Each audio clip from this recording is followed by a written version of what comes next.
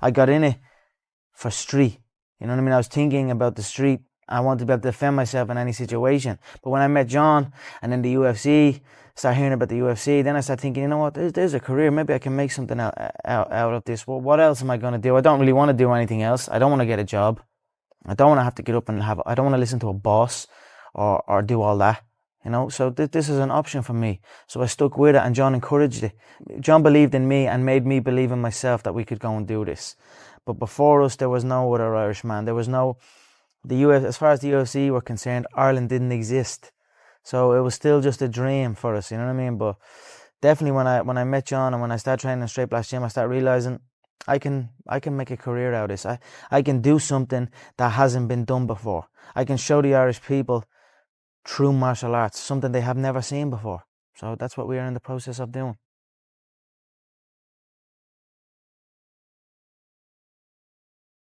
My name is Conor McGregor and I live in Lucan. And what's your status, or what's your professionalism? I'm a professional MMA fighter with a record of 4-1. I'm an up-and-coming fighter, and without a doubt you will see me on the UFC in the near future, without a doubt. I started MMA around 2 or 3 years ago, and about 2 years ago I'd say, and I instantly had a knack for it, and I really, really, really loved it. It's like an addiction for me. It's all I do. I train twice a day. That's all I think about. I don't want to do anything else. It's as simple as that. What makes you such a good fighter? I don't know. I'm just curious about it. It's never, it's in my head 24/7. There's nothing else I can think. I don't think about nothing else. And that's it. I'm just curiously fascinated with it, and I can't stop thinking about it. Everything I do in my life is related to this. I don't do nothing else if it's not got to do with fighting. You know what I mean?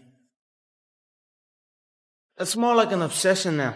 Everything I do is something to do with this, you know? It's always in my head. I'm always thinking about it. I'm definitely obsessed with it. I was a plumber. I was an apprentice plumber. I did a year in that, and it just wasn't for me. You know, it's either all or nothing in the game I'm in. You have to, if you're not training twice a day, if you're not dedicated, you're not going to go anywhere. So I felt I had enough talent, enough dedication, enough love for the sport that it was time to pack up my job and chase my dream, and that's what I'm doing, and that's pretty much it. And what is your dream? My dream is to be world lightweight champion in the UFC, have more money than I know what to do with, and have a great life for my kids, my grandkids, everyone in my family, everyone that's come up with me. That's my dream.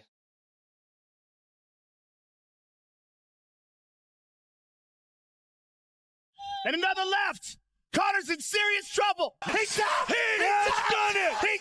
It's all over. So after that fight when I lost, and I'm looking at all these people and they're all celebrating my demise and saying I'm done and this, and it certainly lit a fire under my belly. Every single person doubted me. Every single fighter doubted me.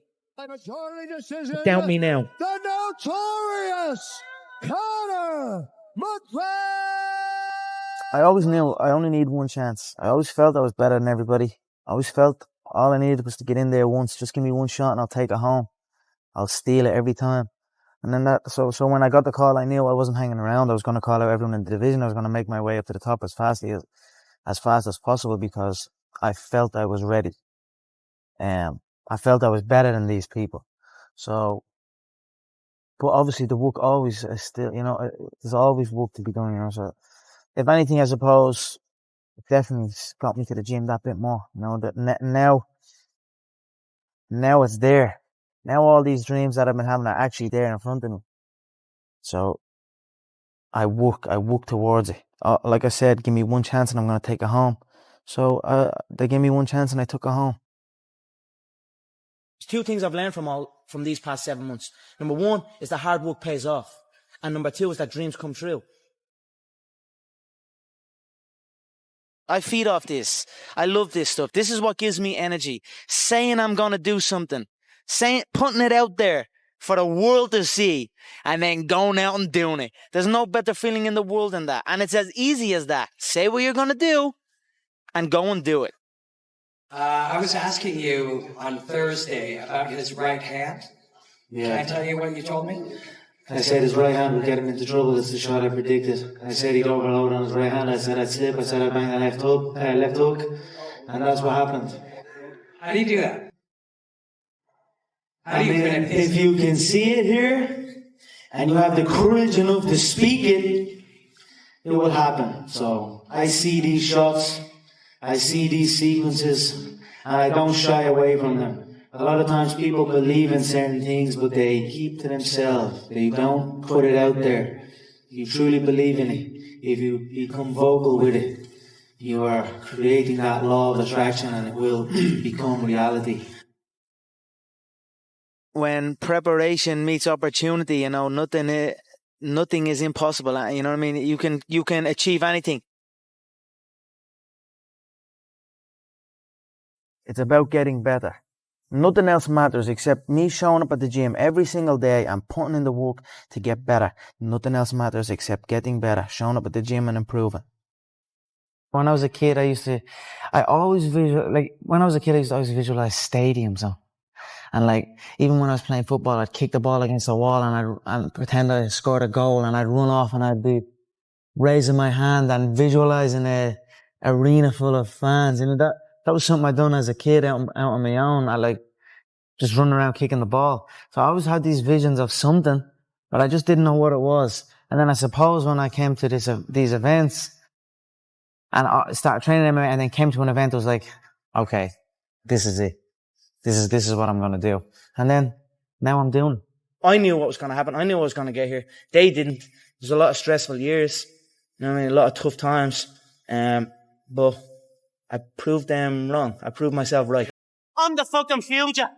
You're enjoying great riches and success now, but can you put yourself in the mindset of the guy who was waiting in line with other people? Always. You remember what that guy was thinking? Were you daydreaming of this? Was that even possible? Every second of every day I was daydreaming. But of course I can go back and think there. You know, I live there in my, you know what I mean? I always be there. You know, I show up and work every single day like I'm not in the position I'm in. Like I'm not me.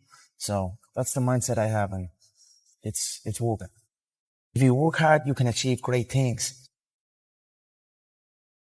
Fighting out of Dublin, Ireland, presenting the pride of Ireland and the undisputed UFC featherweight champion of the world, the Notorious Conor McGregor!